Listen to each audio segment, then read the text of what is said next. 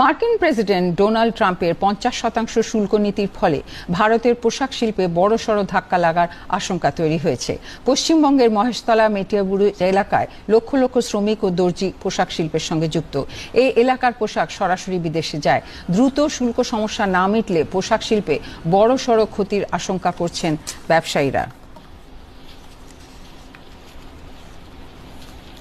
এই পোশাক শিল্পের সাথে জড়িত যে সমস্ত লক্ষ লক্ষ পরিমাণে মানুষ বা কারিগর যারা রয়েছেন, যারা এই রেডিমেড পোশাক তৈরি করেন, তারা কিন্তু নিজেদের কাজ হারাবেন। ভারতবর্ষে তো একটা খারাপ এফেক্ট পড়বে, তার সাথে সাথে পশ্চিমবঙ্গেও একটা খারাপ এফেক্ট পড়বে।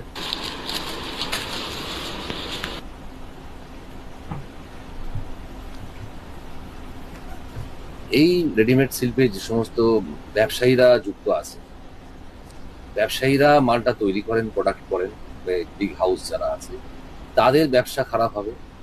তাদের ব্যবসা খারাপ হলে তারা মাল কিনতে পারবে না, সরকার জিএসটি লুজ করবে, ইনকাম ট্যাক্স লুজ করবে, তাদের ইনকাম কমে যাবে।